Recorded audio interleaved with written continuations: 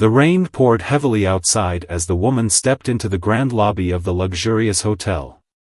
She adjusted her coat, shaking off the water, and glanced around. The place was elegant, crystal chandeliers, marble floors, and staff in crisp uniforms moving about with practiced ease. She walked up to the front desk, where a young man stood, typing something on the computer. "Good evening," she said with a polite smile. "I'd like to check in, please." The man looked up, his expression shifting slightly as his eyes scanned her from head to toe. His smile faded just a little. "Do you have a reservation?" "Yes," she replied, pulling out her phone. "It should be under." Before she could finish, another staff member, a woman in a sharp blazer, stepped forward. "Is there a problem here?" she asked, though her tone suggested she wasn't really asking. The young man hesitated. "She says she has a reservation." The woman in the blazer gave her a quick, dismissive glance. "I'm sorry, but we're fully booked tonight." "There must be some mistake." The traveler frowned. "That's impossible. I booked this room weeks ago. I even have the confirmation email right here." She held up her phone, but the woman didn't even look. "I'm afraid we can't help you," she said firmly. "You might want to try somewhere else." There was an awkward silence. Other guests nearby had started to notice, their curious glances making the air feel heavier. The traveler took a slow breath, keeping her voice calm. "Can I speak to the manager, please?" The staff woman stiffened. "The manager isn't available right now. As I said, we don't have any rooms." Just then, an older couple walked up to the desk. "Excuse me," the man said, "we'd like to check in. Last name is Roberts." The staff woman's demeanor changed instantly. She smiled warmly. "Of course. Let me pull up your reservation right away." The traveler watched, her heart sinking. She knew exactly what was happening. It wasn't about availability. It was about her. She stepped back, her mind racing. She could argue, make a scene, but that wasn't her style. Instead, she reached into her bag and pulled out a business card. She placed it gently on the counter. The staff woman glanced at it, then froze. Her face went pale. The card was simple, elegant. And at the top, in bold letters, was the name of the hotel chain, followed by the words, Chief Executive Officer. The lobby seemed to grow quieter. The young man at the desk swallowed hard. The older couple looked confused. The traveler, no, the CEO, smiled, but there was no warmth in it now. "I believe we need to have a serious conversation," she said softly. "In private." The staff woman opened her mouth, then closed it. No words came out. And just like that, the entire night, and the future of this hotel, was about to change. The private meeting room was silent except for the faint hum of the air conditioning. The CEO sat at the head of the table, her posture relaxed but her gaze sharp. Across from her, the hotel manager, a middle-aged man in a well-tailored suit, fidgeted with his pen. The front desk staff who had turned her away stood nervously near the door, their earlier confidence gone. The CEO didn't raise her voice. She didn't need to. "Explain to me," she said calmly, "how a fully booked hotel suddenly has rooms available for some guests but not others." The manager cleared his throat. "Ma'am, there must have been a system error. I assure you, this was not intentional." She held up a hand, stopping him. "I was standing right there. I saw the way your staff treated me. Then I watched them welcome another guest without hesitation." She leaned forward slightly. "We both know this wasn't a system error." The young man from the front desk looked down at his shoes. The woman in the blazer, now much less composed, opened her mouth to speak, but no words came out. The CEO sighed. "Let me tell you a story. 10 years earlier. A young woman walked into a small, run-down motel, her suitcase in hand. She had just graduated at the top of her class with a degree in hospitality management. But when she handed her resume to the owner, he barely glanced at it. "Sorry," he said, not sounding sorry at all. "We don't hire people like you for front desk positions." She clenched her jaw but kept her voice steady. "What do you mean, people like me?" He shrugged. "Guests prefer a certain look. You understand." She didn't argue.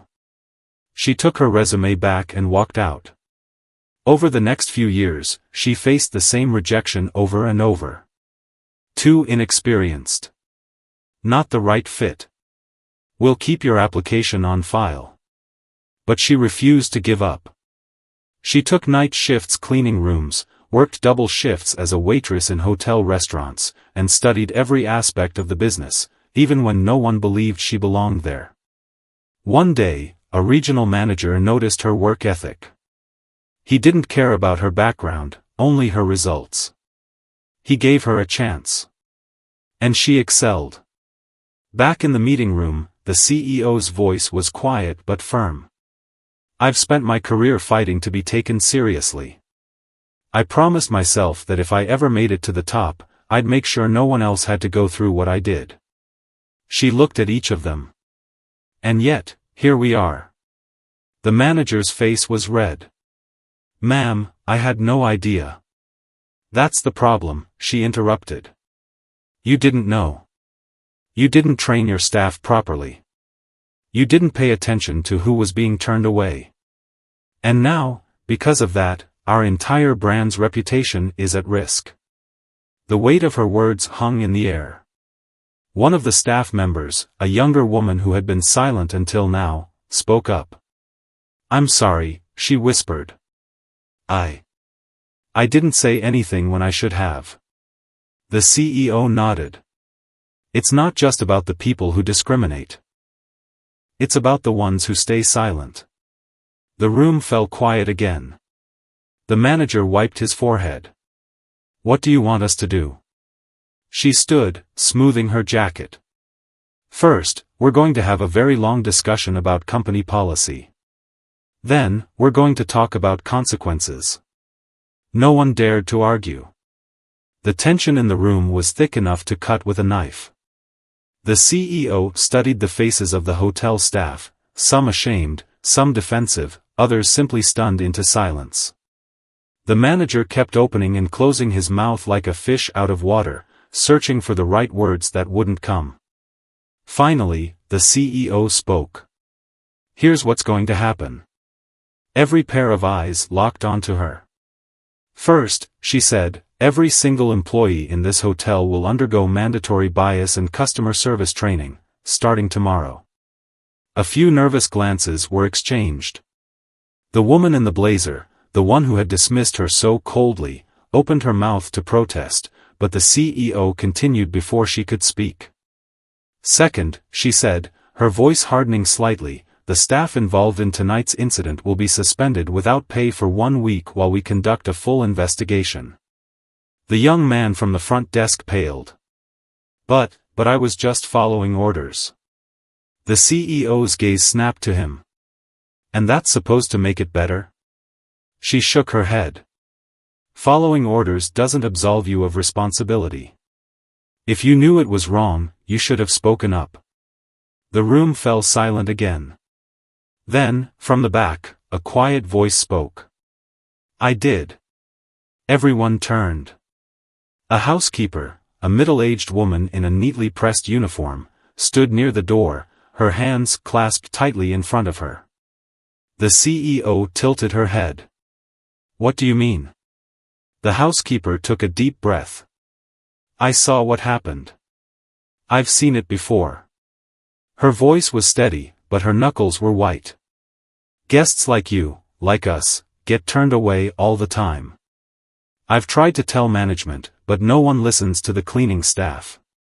A heavy silence followed her words. The manager's face turned an even deeper shade of red. The CEO's expression softened just a fraction. "What's your name?" Maria, the housekeeper said. Maria, the CEO repeated, nodding. Thank you for speaking up. That took courage. Then she turned back to the rest of the group, her tone firm again. This is exactly the problem. Discrimination doesn't happen in a vacuum.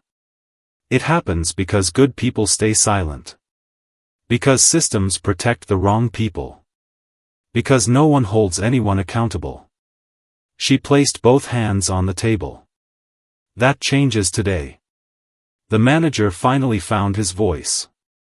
Ma'am, please, let me make this right. I'll personally oversee the training. You'll do more than that, the CEO interrupted. You'll step down as manager, temporarily, while we review whether you're fit to lead this team. His mouth dropped open. You're demoting me? I'm giving you a chance to prove you deserve this position, she corrected. Starting with leading the training sessions yourself. If, after a month, I'm satisfied with the changes, you can return to your role. If not. She let the unspoken words hang in the air. The staff shifted uncomfortably. No one had expected this.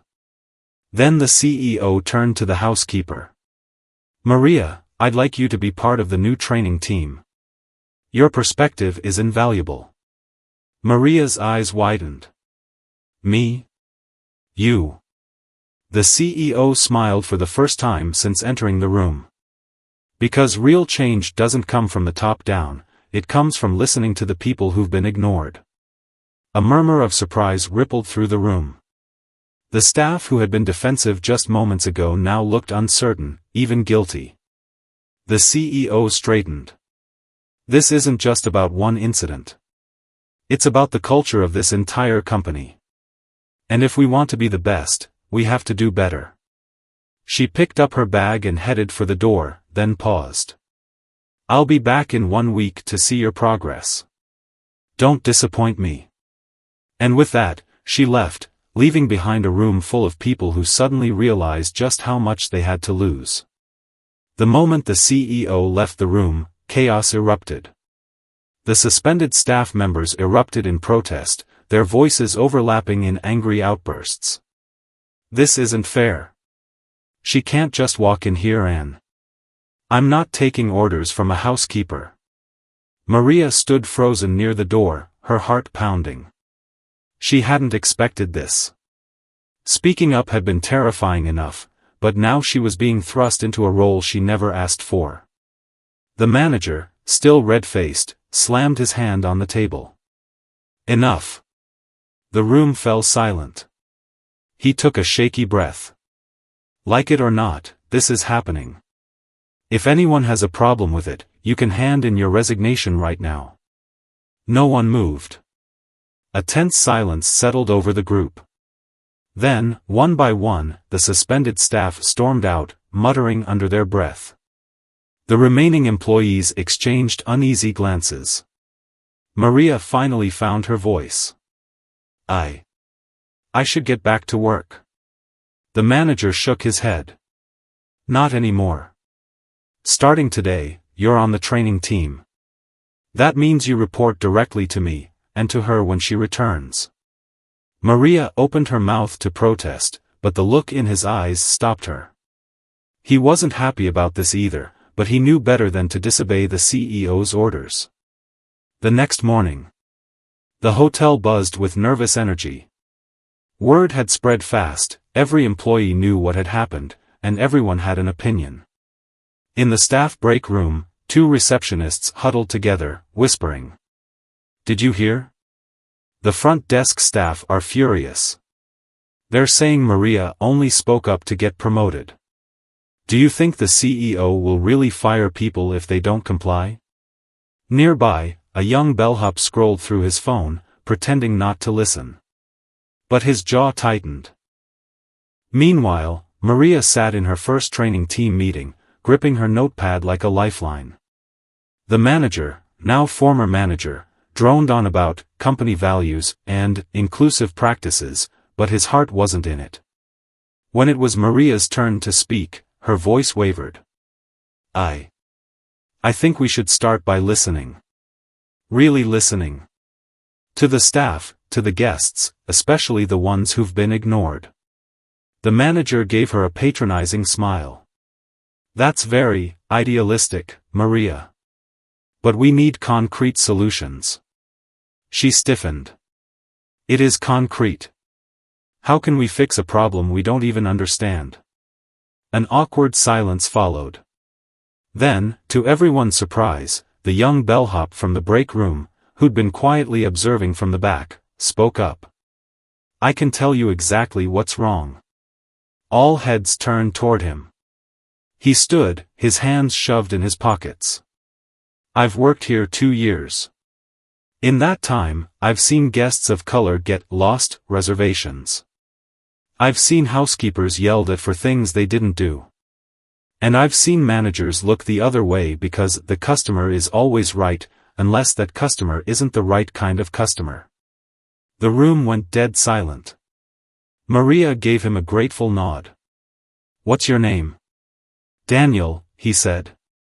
She turned back to the group. See? This is what I mean. The answers are right in front of us, if we're willing to hear them. The manager pinched the bridge of his nose. Fine. Let's take suggestions.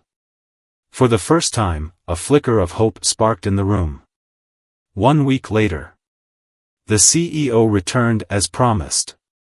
She walked through the lobby, observing everything, the way the front desk staff greeted guests, the way the bellhops interacted, even the way the cleaning staff were treated.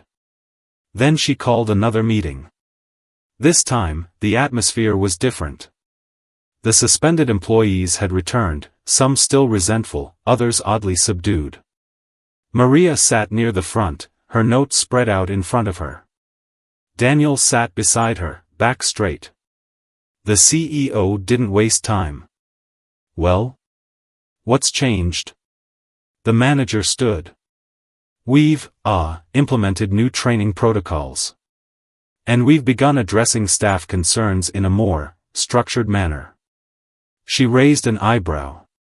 That's it? Maria took a deep breath and stood. Actually, she said, we've started something else. She nodded to Daniel, who pulled up a presentation. Over the next 20 minutes, they outlined their plan: anonymous feedback boxes for staff and guests, monthly diversity audits, and, most shockingly, a rotating, shadow leadership program where employees from every department could experience management for a day. The CEO listened intently, her expression unreadable. When they finished, the room held its breath. Then, slowly, she smiled. Now this, she said, is what real change looks like. But not everyone was celebrating. In the back row, the woman in the blazer, the one who had started it all, stood abruptly. I quit. And with that, she walked out. The slam of the door echoed through the meeting room like a gunshot. The woman in the blazer, Lena, as some of the staff knew her, was gone before anyone could react. A heavy silence followed. Then murmurs broke out. Did she just? She can't be serious. What happens now? The CEO remained perfectly still, watching the door. Then she turned back to the room, her expression unreadable. Anyone else want to leave? No one moved. She nodded. Good. Then let's get to work. The ripple effect. Lena's resignation sent shockwaves through the hotel. She had been a senior supervisor, someone who'd worked there for nearly a decade. If she was willing to walk away, what did that mean for everyone else? In the staff cafeteria, whispers spread like wildfire. I heard she already got a job at the Grand Meridian. Do you think the CEO went too far? Or not far enough? Daniel stirred his coffee, listening. Then he slammed his cup down, making everyone jump. Are you kidding me? She was the problem. How many guests do you think she turned away over the years? The room fell silent. Maria, sitting across from him, gave a small nod of agreement. But her hands trembled slightly. Change was happening, maybe too fast. The test. 3 days later, the hotel faced its first real challenge. A young couple arrived at the front desk, one black, one white, holding hands. The new receptionist, a timid woman named Emily, greeted them warmly. But when she turned to her computer, her smile faltered. "I'm sorry," she said hesitantly, "but it looks like your reservation was cancelled." The couple exchanged glances. "That's impossible," the man said. "We booked this months ago." Emily bit her lip. She'd been trained for this. Listen. Investigate. Don't assume. But old habits died hard. Just as she was about to offer the usual excuses, Daniel appeared beside her. "Let me check the system again," he said smoothly, nudging her aside. A few keystrokes later, he frowned. "Huh. That's weird. It says here the reservation was manually overridden yesterday." Emily's eyes widened. By who? Daniel's jaw tightened. He knew exactly who. Lena. She must have done this on her way out, one last act of sabotage. He didn't hesitate. "No problem. We'll fix this right now." Within minutes, the couple was upgraded to a suite, complimentary champagne included. As they walked away, delighted, Emily exhaled shakily. "I almost messed that up." Daniel shrugged.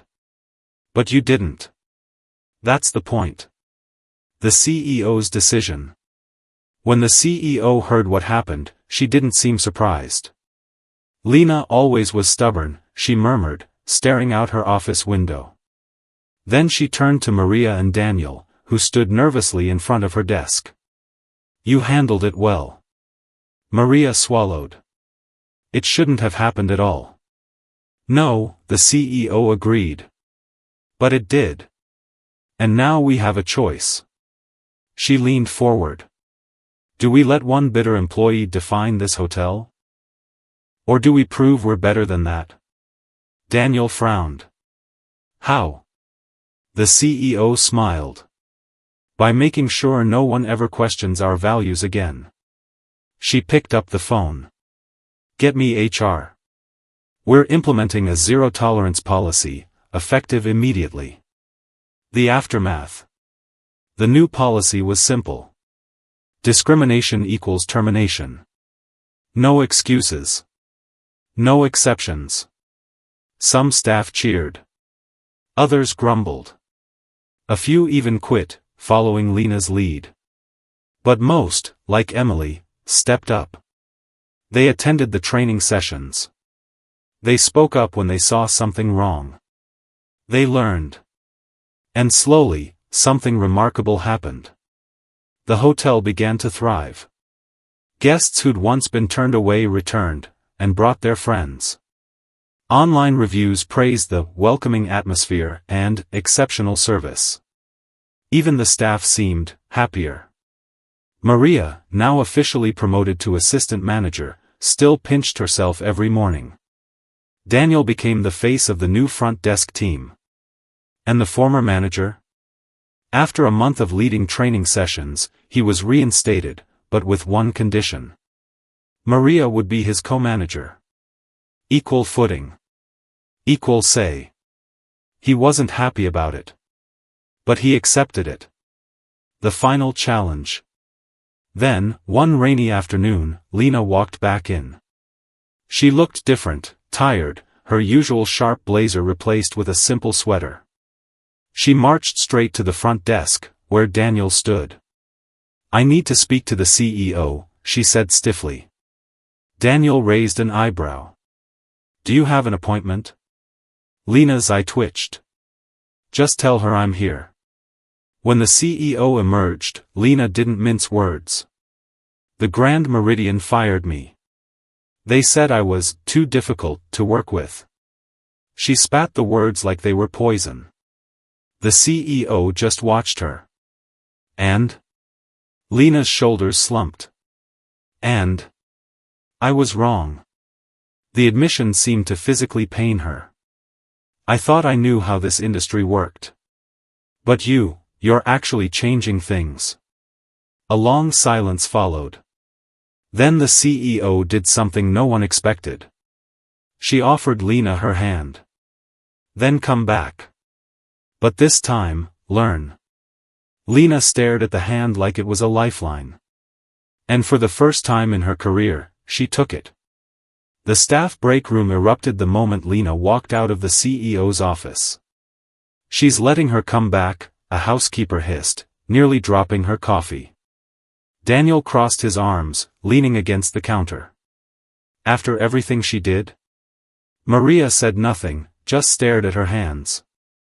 Lena had made her life miserable for years, always criticizing her work, dismissing her suggestions, once even accusing her of stealing a guest's watch. The thought of working alongside her now made Maria's stomach twist. But the CEO's decision was final. Lena's return.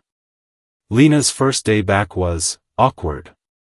She arrived early, dressed not in her usual power blazer but in the standard staff uniform. No special treatment.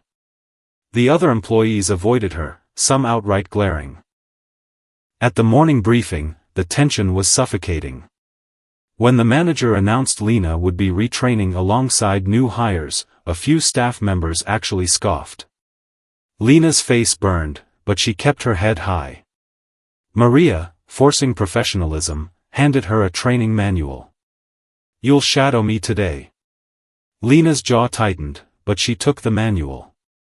Fine. The test. They were assigned to inspect rooms together, a task Maria knew backward, one Lena used to delegate. Room 412 had a "Do Not Disturb" sign up, but housekeeping had reported a strange smell. Maria knocked gently. "Housekeeping. Just checking if everything's all right?" No answer. Lena rolled her eyes. "Just go in. If they didn't answer, they're probably out." Maria hesitated. "Protocol says we should call." "Since when do we follow protocol so strictly?" Lena muttered, reaching for her master key. Maria blocked her. "Since now." Their eyes locked in a silent battle. Finally, Lena stepped back. Maria called the front desk. Daniel answered. "Guest in 412 is an elderly man with diabetes," he reported after checking records. "Send medical immediately." 10 minutes later, paramedics found the guest unconscious from an insulin reaction. He survived because they'd followed procedure. Back in the hallway, Lena looked shaken. "You were right." Maria exhaled. "It's not about being right. It's about caring enough to check." For the first time, Lena didn't have a snappy comeback. The VIP guest. That afternoon, a limousine pulled up. Out stepped a famous journalist, one known for exposés on corporate discrimination. Daniel's hands shook as he checked her in. "Coincidence?" he whispered to Maria. The CEO appeared, smiling. "Actually, I invited her. Time to show the world who we really are now." Every staff member straightened. This was their moment to prove the changes were real. But Lena froze when she saw the journalist. "Oh no." Maria frowned. "What?" "That's my college roommate. We had a falling out when I..." Lena trailed off, but the implication was clear. "When I became prejudiced." The journalist's eyes locked onto Lena. A slow, knowing smile spread across her face. "Well. This should be interesting." The interview.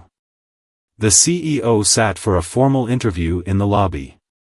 The journalist asked tough questions. "How can you guarantee this isn't just PR?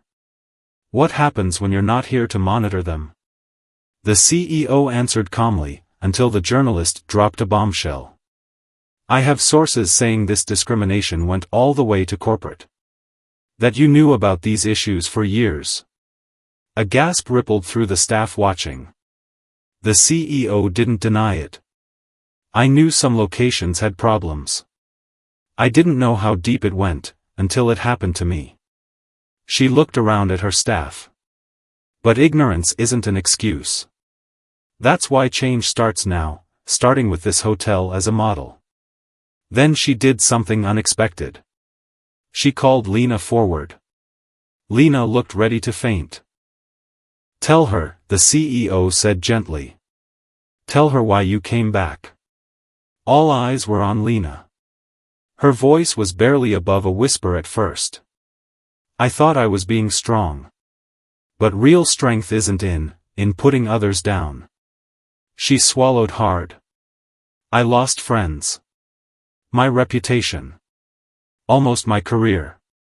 But this hotel gave me a second chance I don't deserve."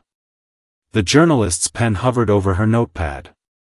For a long moment, no one breathed. Then she snapped her notebook shut. "Now that's a story." The ripple effect. That night, the staff celebrated, even those who doubted Lena clinked glasses with her.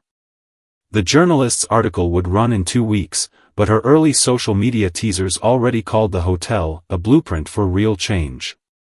Maria found Lena on the balcony, staring at the city lights. "Never thought I'd see the day," Maria said lightly. Lena didn't smile. "They'll tear me apart in that article." "Maybe." Maria shrugged. "But you told the truth. That counts for something." For the first time in years, Lena's eyes shone with unshed tears. "Why are you being so nice to me?" Maria considered this. "Because holding on to anger is exhausting. And we've all got enough to carry already." Inside, someone turned up the music. Laughter spilled through the doors. Lena took a deep breath. "Tomorrow, will you show me how to properly inspect the rooms?" Maria smiled. "Only if you buy the coffee." And just like that, the last wall between them crumbled. The morning the article went live, the hotel staff gathered around a laptop in the break room, holding their breath as Daniel clicked the link. How one hotel is dismantling systemic racism, and why it almost failed. The headline alone made Lena's hands tremble. The journalist hadn't pulled any punches. The piece detailed years of discrimination incidents, naming Lena specifically in several accounts. But it also highlighted the turnaround, featuring interviews with Maria, Daniel, and even the CEO. Then the comments started pouring in. "Too little too late. Why reward a bigot with a redemption arc? This is just corporate damage control." Lena pushed away from the table, her chair screeching. "I told you," she muttered before storming out. Maria caught up to her in the hallway. "Hey! Don't," Lena snapped, eyes blazing. "You saw those comments. The world doesn't want me to change. They just want me to disappear." Before Maria could respond, the CEO's assistant rushed over. "Corporate is on the line. They're pissed. The ultimatum." The CEO's office was tense. Over speakerphone, a board member's voice crackled. "This article makes us look incompetent. We're getting ripped apart online, and bookings are already dropping at other locations." The CEO remained calm. "We knew there'd be backlash. Real change isn't pretty." "Not good enough," the board member snapped. "Here's the deal: fire Lena immediately, issue a statement distancing corporate from rogue policies, and transfer Maria to another property. Or we shut this location down." A stunned silence followed. Maria's stomach dropped. Lena looked like she'd been slapped. The CEO's voice turned icy. "You're asking me to punish the very people who fixed this mess." "It's business," came the reply. "Clean this up by end of day." The line went dead. The staff revolt. Word spread fast. By lunch, every employee knew the stakes. Daniel slammed his fist on the front desk. "After everything we've built? Hell no." Even the quietest housekeepers rallied. We walk if Maria and Lena go, one declared. Lena, however, was already packing her desk. Just let me resign. It's the only way to save everyone's jobs. Maria snatched the resignation letter from her hands. Stop running. She turned to the gathered staff. We don't negotiate with bullies, corporate or otherwise. A cheer went up. Then all eyes turned to the CEO. She smiled for the first time all day. Well? Let's give them a response they'll never forget. The gamble. That evening, the hotel's social media posted a single video. In it, every staff member, from housekeepers to managers, stood together in the lobby. The CEO spoke first. We refuse to betray our values for convenience.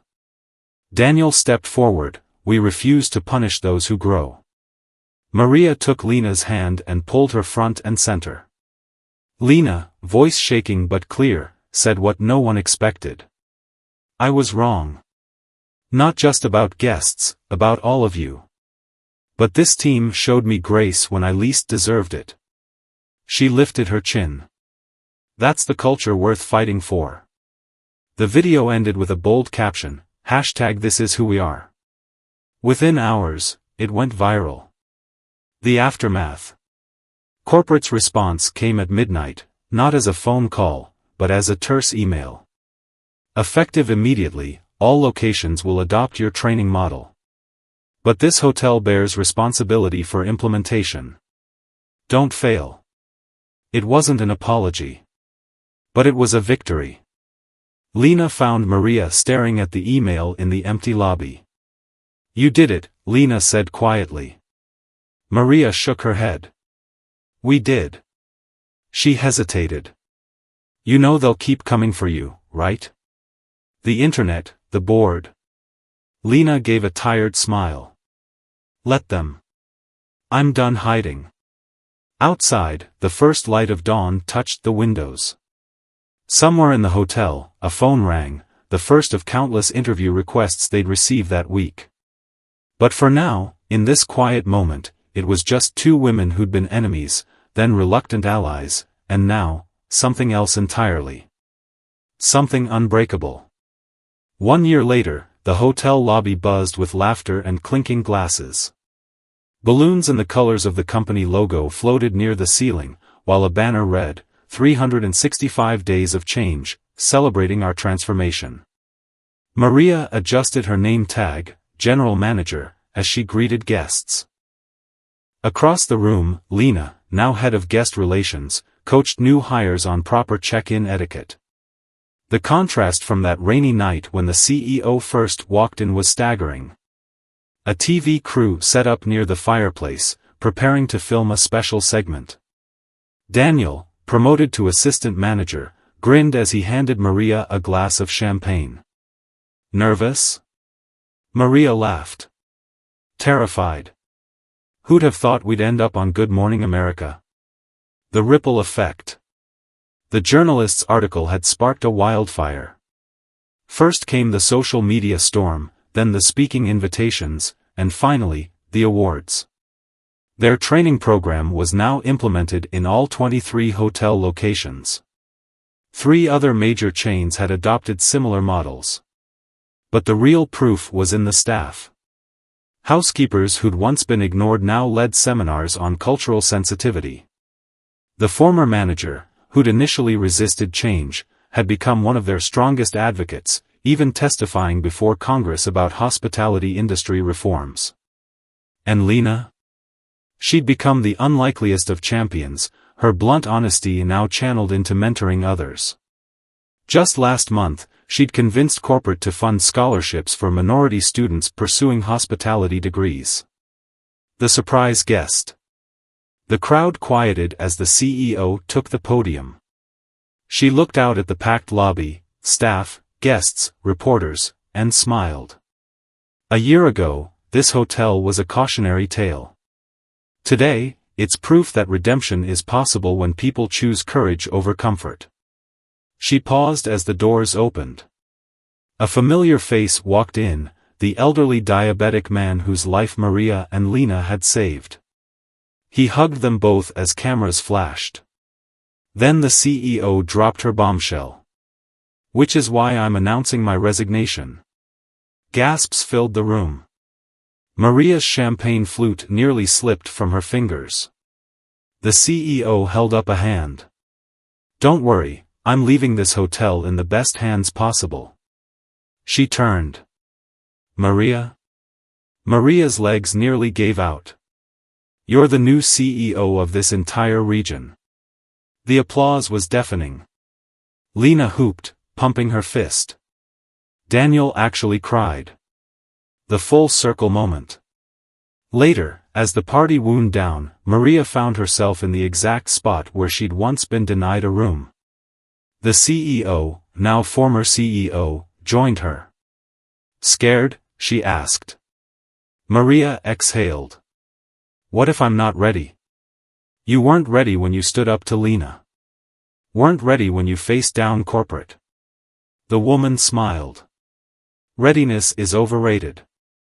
Willingness is what matters." Outside, the first stars appeared. Somewhere in the hotel, Lena was probably yelling at someone about proper linen folding. Daniel was definitely flirting with the new receptionist.